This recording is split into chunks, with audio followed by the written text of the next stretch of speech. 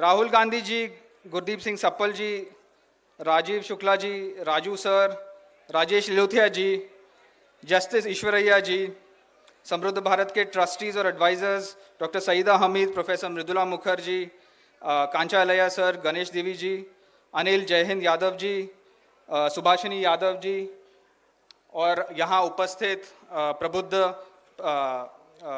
अध्यापक, सामाजिक कार्यकर्ता और प्रोफेशनल। चुनाव की गर्मी में राहुल जी यहाँ आए हैं, ये उनके लिए मतलब ये उनका इस कॉज के लिए कमिटमेंट दिखाता है। राहुल जी यहाँ आज सुबह से लोग 10 बजे से यहाँ बैठे हैं।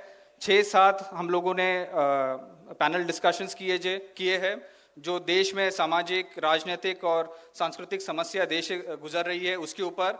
और मैं आपको मतलब मुझे बहुत खुशी होती है कि ये कहते हुए कि पूरा ऑडियंस यहाँ बरकरार रहा है, सिर्फ आपको सुनने के लिए ये लोग आए हैं। और दूर दूर से, सिर्फ चंडीगढ़ और हरियाणा और पंजाब से नहीं, कुछ लोग जम्मू से भी आए हैं, कुछ लोग राजस्थान से, मध्य प्रदेश से, सब अपने उस पे आए हैं। राहुल जी और हमारे जो यहाँ साथी है उनके लिए बस ये जो आज के जो पैनल डिस्कशंस हुए उसका एक छोटा सा सारांश मैं प्रस्तुत करना चाह रहा हूँ। आज जो हमारे कुछ नियम और मूल्य है, विधि के नियम जो हमारे रग रग में बसे हैं, सामाजिक ऐसे ही एक नियम है जो सामाजिक नियम बन चुका है, जो पिछले कई 75 सालों से हम लोग उसका लागू कर रहे हैं, वो है बंधुत्व का, जिसको गौतम बुद्ध और बाबा साहेब अम्बेडकर ने मैत्री कहा था, जो उपनिषद में उसको वसुदेव कुटुंबकम कहते हैं और जिसको आम भाषा में हम लोग गंगा जमुनी तहजीब कहते हैं। बंधुत्व का आधार करुणा, गरिमा और समता है। इसीलिए हमने आज सारे जो पैनल डिस्कशंस किए हैं ये बंधुत्व, करुणा, गरिमा और समता पे किए हैं, क्योंकि इतने सारे समुदाय, इतने सारे प्रांत और इतनी सारी विविधताओं को एकजुट बनाए रखना और कंस्ट्रक्टिवली चैनलाइज करना, इसके लिए और कोई रास्ता है ही नहीं। और एक और नियम जो है, जो पिछले 75 सालों में हर सरकार ने इसका पालन किया है, वो ये है कि सरकार इतनी सारी विविधताओं के बीच निष्पक्ष रहेगा और सबको बराबरी का अवसर देगा। ये दोनों मूल्यों का पालन ही भारत की प्रबुद्धि, समृद्धि और उन्नति का राज है। लेकिन आज हम सब जानते हैं, इतने सारे पैनल डिस्कशंस हुए हैं, सब ने इसका एक अपने अपने तरीके से इसका वर्णन किया है। देश के अन्य समुदायों को आज बांटा जा रहा है, पूरे चुनाव में बंटवारा होता रहा है, प्रांतों के बीच द्वेष की भावनाएं प्रकट की जा रही है, प्रोत्साहित की जा रही है। जो कल्याण की योजनाएं जो पिछले 75 सालों में लागू किए थे, खास करके दलित, आदिवासी, ओबीसी, डीएनटी, नोमैडिक ट्राइब्स और अल्पसंख्यकों के लिए, उन्हें नष्ट किया जा रहा है और सरकार जवाबदेही से बार बार बचती है। तो ये सिर्फ संस्थागत और संवैधानिक मूल्यों का उल्लंघन नहीं, बल्कि उनका राजधर्म का उल्लंघन है और हमारे स्वाभिमान, हमारे सम्मान के ऊपर वार किए जा रहे हैं। जो आज आर्थिक, सामाजिक और राजनीतिक समस्याओं से देश गुजर रहा है, उसके लिए ये साफ है, उससे ये साफ है कि ये जो चुनाव है ये सिर्फ एक नए संसद के लिए नहीं है, बल्कि हमारे संविधान के लिए है, उसको बरकरार रखने के लिए और उसको बढ़ाने के लिए। अगर देश को हमने वापस प्रगति के पथ पर लाना है तो हमें एक ऐसे नेतृत्व की जरूरत है जो हम सबकी बात संवेदनशीलता सुने, जो हमारे आकांक्षा है, हमारे सपने हैं, उनको साकार करे और जो हमें जोड़कर देश को नई ऊंचाई तक ले जाए। इन सभी महानुभाव और मेरे सामने इस ऑडियंस में मैं देख रहा हूं तमाम कोने कोने से आए जो संविधान के योद्धा हैं, आप सबको मेरा जय संविधान, जय हिंद। साथियों, हमारे इतिहास की 4 तारीखें स्वर्ण अक्षर से लिखी गई हैं। 31 मार्च 1931 जब कराची में कांग्रेस का अधिवेशन होता है और उसमें एक प्रस्ताव पास होता है कि देश जब भी आजाद होगा, देश के सभी नागरिकों को, चाहे वो किसी भी जाति के हों, चाहे वो किसी भी धर्म के हों, चाहे वो किसी भी क्षेत्र के हो, भाषा के हो, गरीब हो, अमीर हो, साक्षर हो, निरक्षर हो, उन सबको बराबर का सिविल राइट्स, फंडामेंटल राइट्स दिया जाएगा और वो इस देश में तय करेंगे कि इस देश का हुक्मरान कौन होगा। सबको बराबर का वोट का अधिकार होगा और सबकी इक्वल वैल्यू हो गई। देश आजाद होता है 15 अगस्त को। महात्मा गांधी, पंडित जवाहरलाल नेहरू, मौलाना आजाद, सरदार पटेल आपस में मंत्रणा करते हैं कि जो हमारा संविधान का प्रस्ताव पास हुआ था, अगर उसको जमीन पे उतारना है, धरती पे उतारना है, उसको साकार करना है उस सपने को, तो वो कौन शख्सियत है जिसको संविधान सभा का अध्यक्ष बनाया जाए। और सब तय करते हैं कि बाबा साहब भीमराव अंबेडकर को अगर इस संविधान सभा का अध्यक्ष बनाया जाएगा, इस ड्राफ्टिंग कमेटी का, तो जो हमारा तमाम स्वतंत्रता सेनानियों का सपना था वो इस संविधान से पूरा हो जाएगा। और वो 26 जनवरी को साथियों लागू हो गया। 75 साल हो चुके हैं और आपके जीवन में, हमारे जीवन में, हमारी पीढ़ियों में जबरदस्त सकारात्मक बदलाव आ चुका है और हम बहुत आगे बढ़ चुके हैं। अगर मेरी इस बात से आप सहमत हैं कि संविधान ने हमारे जीवन में सकारात्मक बदलाव लाया है, हमारे जीवन को अच्छा किया है, उत्तर किया है, तो आप हाथ उठा करके मेरी बात का समर्थन करें कि आज अगर हम इतने आगे हैं तो इस संविधान की वजह से है। और आज इस संविधान पे एक बहुत बड़ा खतरा मंडरा रहा है। कुछ जालिम ताकतें, जिनको ये अच्छा नहीं लगता कि सब बराबर हो जाएं, सबको आगे बढ़ने का मौका मिले, वो जालिम ताकतें, उनकी गिद्ध दृष्टि इस संविधान पे पड़ चुकी है और वो इस संविधान को नोच नोच के तार तार करने पर तुले हुए हैं। लेकिन इतिहास और कुदरत इस बात का साक्षी है कि इतिहास में जब जब जितना बड़ा खतरा आता है, इतिहास, कुदरत हमें, हमारा भगवान, हमारा परमेश्वर उतना ही बड़ा न्याय योद्धा हमारे बीच में भेज देता है। और आज हमारे बीच में इस बड़े खतरे का मुकाबला करने के लिए जो न्याय योद्धा है, उसका नाम मैं नहीं कहूंगा, आप बोलेंगे एक बार और जी। तो अब आप सब लोग और देश के, राहुल जी, मैं कहना चाहता हूं कि तमाम 142 करोड़ जो सच्चे भारतीय हैं वो इस संविधान की सुरक्षा के लिए बड़ी से बड़ी कुर्बानी देना के लिए तैयार है, अपना सर तक कटा सकते हैं। और आज हम शहीद आजम भगत सिंह, शहीद उधम सिंह जी को याद करते हुए, ये उनकी जो एक वाणी होती थी कि वक्त आने पर बता देंगे तुझे ये आसमां, हम अभी से क्या बताएं क्या हमारे दिल में है, सरफरोशी की तमन्ना अब हमारे दिल में है, देखना है जोर कितना बाजुए कातिल में है। ये जो कातिल संविधान के, ये उनके लिए है। और हम सब राहुल जी की रहनुमाई में, इनकी क़यादत में, इनके बहादुर नेतृत्व में, इन्होंने जब से कहा है कि डरो मत, हम सबको एक बबर शेर बना दिया है और हम बड़ी से बड़ी कुर्बानी देंगे, लेकिन संविधान के एक पन्ने पे खरोंच भी नहीं आने देंगे। ये हमारा प्रण है। जय संविधान, जय Hind. Thank you Anil Jain sir. मैं जस्टिस ईश्वरैया को आमंत्रित करता हूँ सर कि मन से संबोधित करें।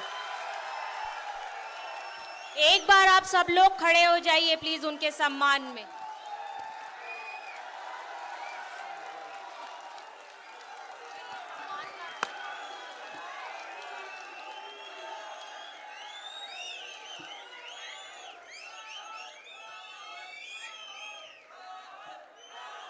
स्टेज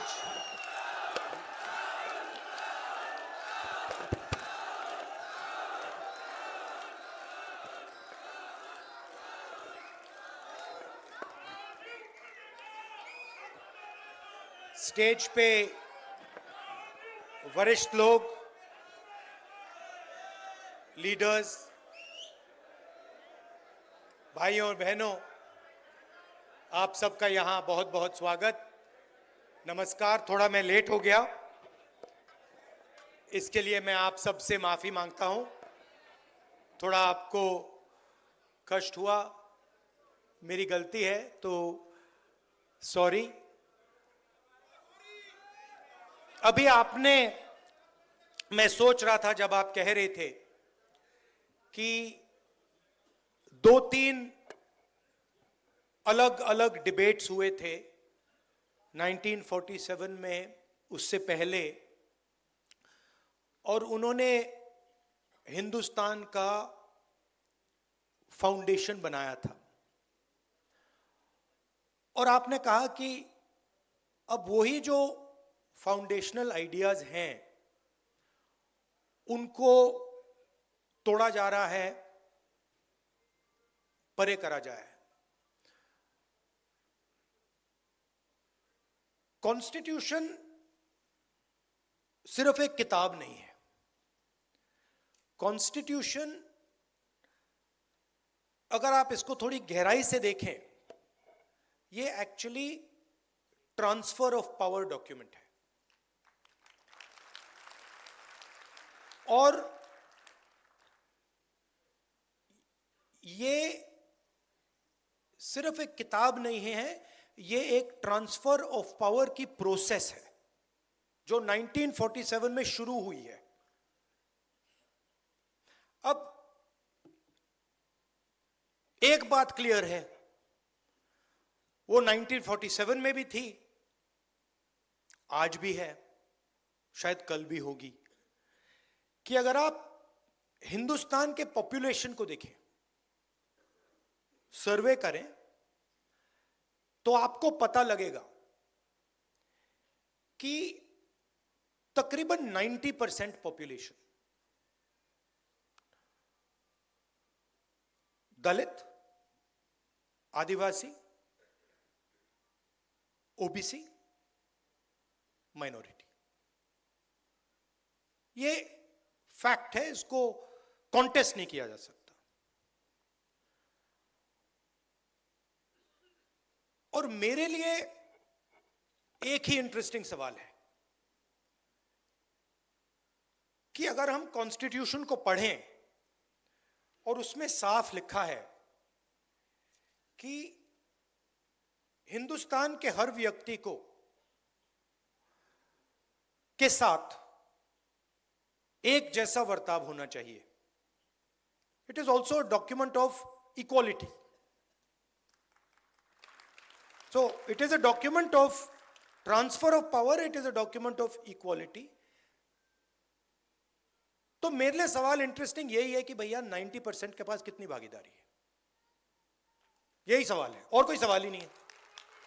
क्योंकि अगर 90% का पार्टिसिपेशन है ही नहीं, तो फिर डिबेट का क्या मतलब? डिबेट चलती जाए, वो 5% 10% डिबेट कर रहे हैं, 90% डिबेट तो में तो है ही नहीं। क्यों? अगर आप हिंदुस्तान के नैरेटिव को देखें और पावर स्ट्रक्चर को देखें, चाहे वो कॉर्पोरेट स्ट्रक्चर हो, चाहे हमारे मीडिया में जो हमारे दोस्त हैं वो हो, चाहे ब्यूरोक्रेटिक स्ट्रक्चर हो, उसमें 90% की आवाज ही नहीं है। और मैं ये लाइटली नहीं कह रहा हूं, मैंने इसको स्टडी किया है। तो 90% लोग नैरेटिव में है ही नहीं। आप मीडिया को देखिए,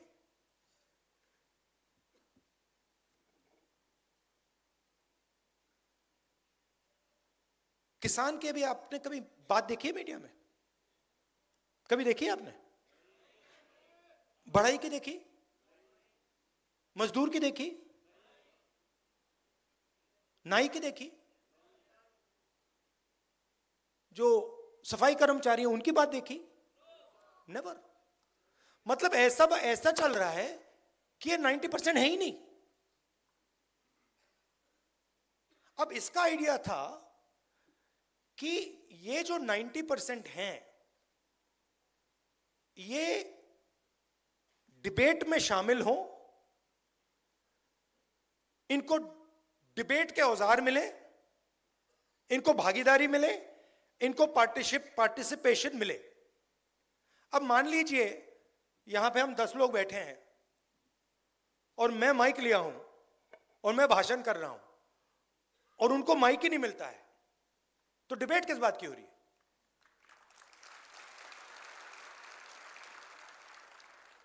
तो मेरा कहना है डिबेट के लिए भागीदारी चाहिए,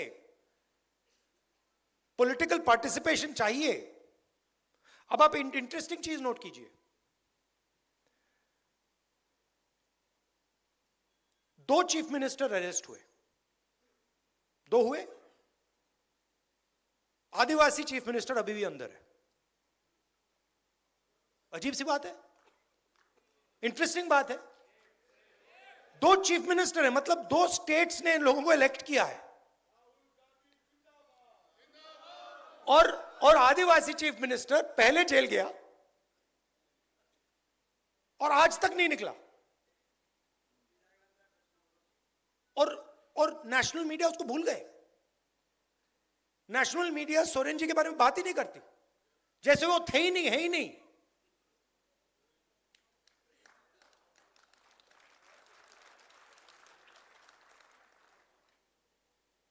मायावती जी भ्रष्ट है, मगर नवीन पटनायक भ्रष्ट नहीं है। लालू जी भ्रष्ट हैं। बड़ी इंटरेस्टिंग बात है, मतलब ऑटोमेटिकली फ्रेमिंग हो जाती है। कोई ट्राइबल, आदिवासी हो, दलित हो, पिछड़ा हो, उसकी फ्रेमिंग हो जाती है कि ये भैया ये है, और 2 अलग अलग कानून चलते हैं, रूल्स चलते हैं। मैंने कल कहा, Uber driver, truck driver, bus driver गलती से अगर एक्सीडेंट कर देते हैं, किसी को मार देते हैं, एकदम उनको पकड़ के 10 साल की जेल हो जाती है, चाबी फेंक देते हैं। पुणे में 17 साल का बच्चा शराब पी के पोर्श गाड़ी चलाता है, 2 लोगों को मार देता है, और उससे कहा जाता है कि आप ऐसे लिखिए, ऐसे लिखिए। अच्छा भाई, अगर वो ऐसे लिखेगा तो ट्रक ड्राइवर से भी ऐसे लिखाओ, बस ड्राइवर से भी ऐसे लिखाओ, टेम्पो ड्राइवर से भी ऐसे लिखाओ। तो और 2 भाषाएं चल रही हैं, 2 अलग अलग भाषा। मैं आपको उदाहरण देता हूं। एक दिन मैंने कॉन्स्टिट्यूशन क्लब में एक भाषण कर दिया, पता नहीं आपको याद है नहीं। उसमें मैंने कहा, एस्केप वेलोसिटी की बात की, याद है आपको? मैंने कहा कि देखिए, जो दलित कम्युनिटी है हिंदुस्तान में, भारत में, सॉरी गलती, भारत में, जो भारत में दलित कम्युनिटी है, ओबीसी कम्युनिटी है, ट्राइबल कम्युनिटी है, इन पर ऑटोमेटिकली दूसरा प्रेशर लगता है, मतलब शुरुआत से ही। और मैंने एस्केप वेलोसिटी का एग्जांपल दिया। इंटरेस्टिंग बात थी कि भाषण दलितों को, पिछड़ों को, आदिवासियों को बहुत अच्छा लगा, और जो हमारे मीडिया वाले मित्र हैं, हाई फ्लायर्स हैं, उन्होंने उस भाषण को रिडिक्यूल किया। और जब से मैं छोटा था, देखिए एक बात,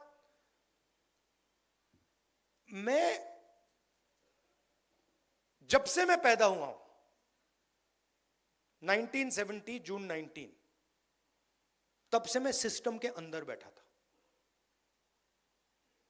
मैं सिस्टम को अंदर से समझता हूं। मुझसे आप सिस्टम नहीं छुपा सकते। कैसे चलता है, किसको फेवर करता है, किस प्रकार से फेवर करता है, किसकी रक्षा करता है, किसको अटैक करता है, यह सब मुझे मालूम है, दिखता है, क्योंकि मैं उसके अंदर से आया हूं। प्राइम मिनिस्टर हाउस में जब दादी प्राइम मिनिस्टर थी तब था, पापा थे, मनमोहन सिंह जी थे, तब भी मैं जाता था, तो मुझे सिस्टम अंदर से मालूम है। और मैं आपको कह रहा हूं, system is aligned against lower castes. मतलब भयंकर तरीके से हर लेवल पे।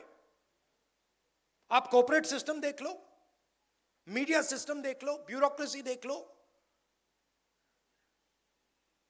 जुडिशरी देख लो, एजुकेशन सिस्टम देख लो, मिलिट्री देख लो, जहां भी आप देखोगे 90% का पार्टिसिपेशन ही नहीं है। और आर्ग्यूमेंट बनाई जाती है, मेरिट की आर्ग्यूमेंट। अब ये कैसे हो सकता है कि 90% के पास मेरिट नहीं है? हो ही नहीं सकता।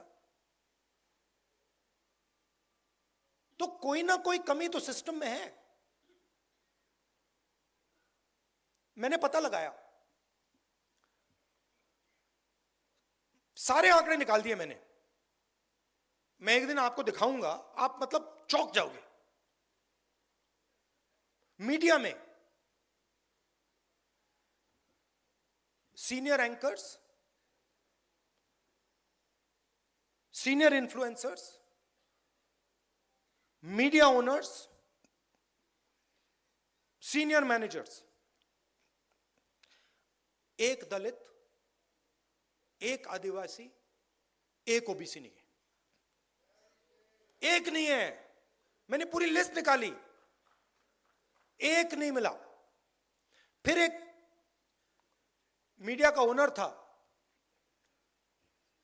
जानता हूं उसको, तो मैंने उनसे कहा कि देखिए एक बात बताइए, मुझे एक बात समझ नहीं आ रही।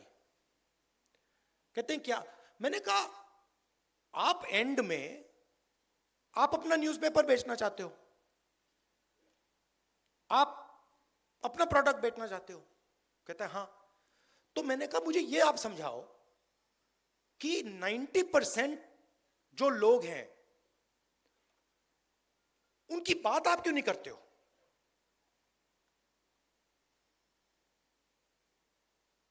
तो चुप हो गया।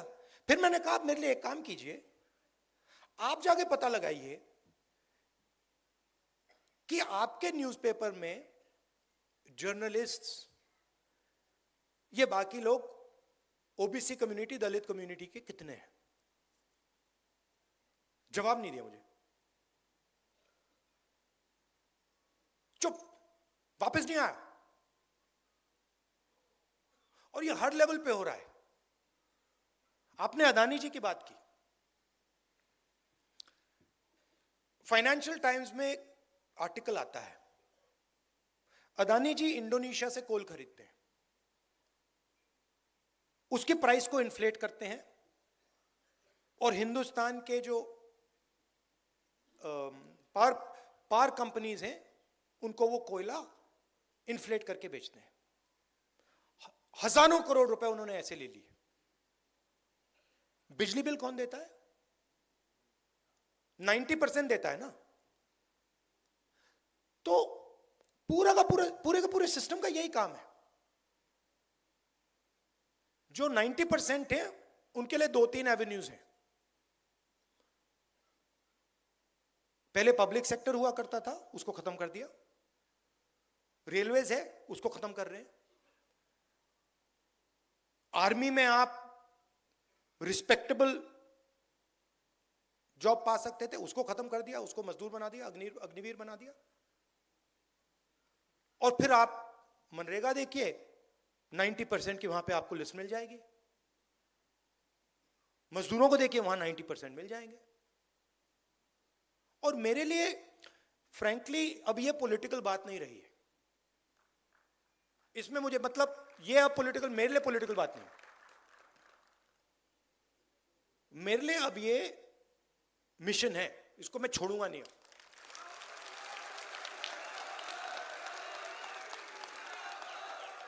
क्योंकि अगर हम भारत की बात करें, अगर हम भारत की बात करें और उसमें 90% की बात ही नहीं चल रही है, 90% को भागीदारी नहीं मिल रही है, तो ये कैसा भारत है?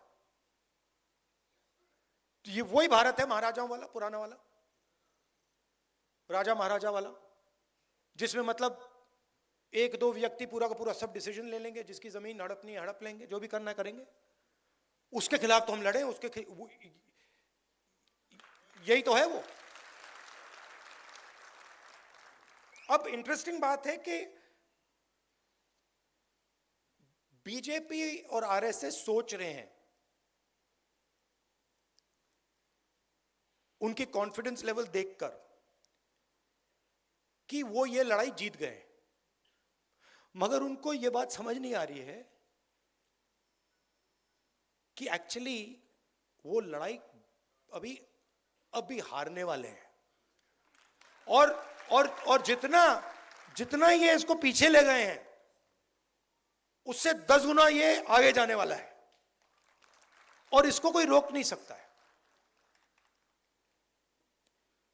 कोई भी नहीं रोक सकता इसको, क्योंकि ये 90% की फीलिंग है, और 90% कह रहा है कि भैया यहां पे हमारे सारे रास्ते बंद हो गए। अब मैंने एक सिंपल सी चीज कही है, कोई डिसीजन लेने की जरूरत नहीं है, सब डिसीजन छोड़ दीजिए। सबसे पहले डायग्नोसिस करते हैं। कॉन्स्टिट्यूशन में लिखा है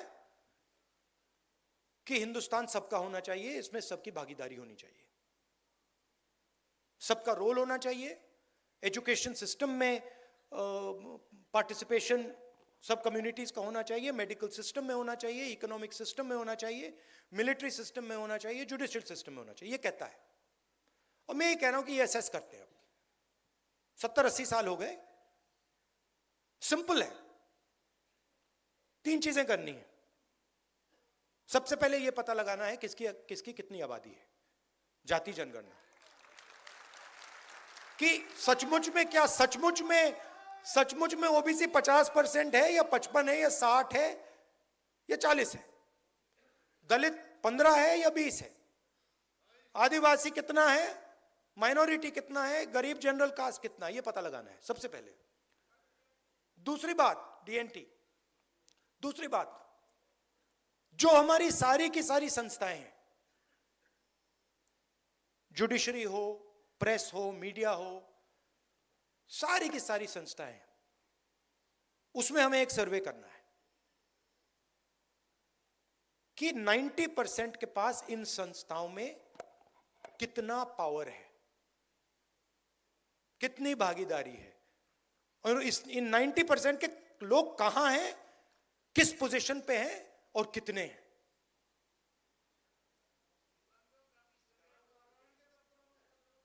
हाँ, यह दूसरी बात है। और तीसरी बात, इकोनॉमिक फाइनेंशियल सर्वे, कि हिंदुस्तान का जो धन है वो कितना किसके हाथ में है, उसका कितना भाग दलितों के पास है, कितना भाग आदिवासियों के पास है, कितना भाग ओबीसी के पास है, कितना माइनॉरिटी के पास है, कितना गरीब जनरल कास्ट के पास है। और हमारी सरकार आएगी तो मेरी पहली प्रायोरिटी ये 3 काम होंगे। और डायग्नोस्टिक के बाद ऑटोमेटिकली सबको पता लग जाएगा कि देश की हालत क्या है, प्रगति, सच्ची प्रगति कितनी हुई है। देखिए, अगर आपने 1% लोगों को, हिंदुस्तान की प्रगति की बात होती है, अगर आपने 1% लोगों को हिंदुस्तान का 40% धन पकड़ा दिया, तो ये कौन सी प्रगति है?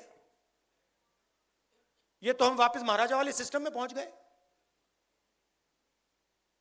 तो प्रगति के लिए सबसे जरूरी शब्द पावर शेयरिंग, भागीदारी है। एक और बड़ी फैशनेबल चीज चली है कि भाई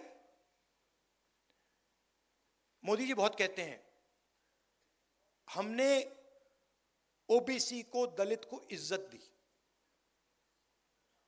देखिए, इज्जत आप दे रहे हो, हमें इज्जत नहीं चाहिए, हमें पावर शेयरिंग चाहिए। आप अपनी इज्जत रखिए, आप अपनी इज्जत रखिए। जिस दिन दलितों को, आदिवासियों को, पिछड़ों को पावर शेयरिंग में जगह मिल गई तो इज्जत अपने आप मिल जाएगी, आपकी कोई जरूरत ही नहीं। तो ये आइडिया कि ऊपर से इज्जत दी जाएगी, अमीर लोग गरीबों को इज्जत देंगे, ना, कोई जरूरत नहीं है। आप अपनी इज्जत रखिए, उठा के रखिए अपनी इज्जत, हमें नहीं चाहिए। हमें पावर शेयरिंग चाहिए, हमें इंस्टीट्यूशन में जगह चाहिए, और हमें डायग्नोसिस चाहिए कि ये हिंदुस्तान की सच्चाई है। आज ये सच्चाई है, 70 साल पहले वो सच्चाई थी, आज ये सच्चाई है, और सच्चाई के बल पर हम आगे जा पाएंगे।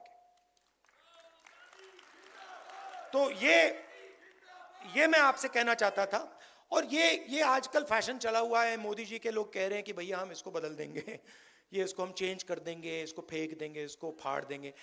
ये आप लोग ये सपना मत देखिए, आपकी बस की नहीं है। इसको कोई छू नहीं सकता है, कोई शक्ति नहीं छू सकती है, और जो छुएगा उसका मुकाबला हम सब करेंगे। ये और ये जो है ना किताब, ये एक और बात इसके बारे में कहना चाहता हूं। ये लोग कहते हैं कि ये किताब इंडिपेंडेंस के टाइम बनी है, ये गलत है। ये किताब बहुत पहले बनी थी, इसको इस फॉन्ट में नहीं रखा गया था। मगर अगर आप गुरु नानक जी से बात करते तो वो भी कॉन्स्टिट्यूशन की ही बात कर रहे थे। अगर आप बुद्धा से बात करते तो वो भी कॉन्स्टिट्यूशन की बात कर रहे थे। नारायण गुरु जी के बात कीजिए, बसवना से बात कीजिए, अंबेडकर जी से बात कीजिए, फूले जी से बात कीजिए, सब के सब बेसिक प्रिंसिपल्स इसी किताब के थे। तो हम 50 साल पुरानी लड़ाई नहीं लड़ रहे हैं, हम हजारों साल पुरानी लड़ाई लड़ रहे हैं। और अगर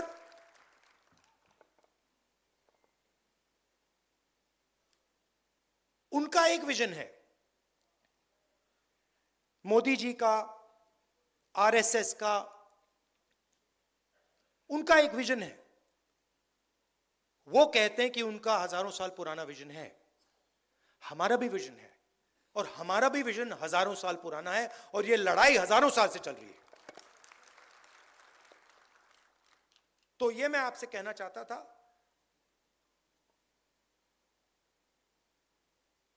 एक्चुअली आप मुझे रास्ता देते हैं, क्योंकि आपका एक्सपीरियंस है। मैं अगर कहूं कि जो दलितों के दिल में फीलिंग आती है उसको मैं समझता हूं, वो गलत है। तो मेरा काम आपकी जो फीलिंग है उसको समझने का है, आपका जो दर्द है उसको समझने का है, और आपके साथ मिलकर लड़ने का है। और मैं आपको यह कहना चाहता हूं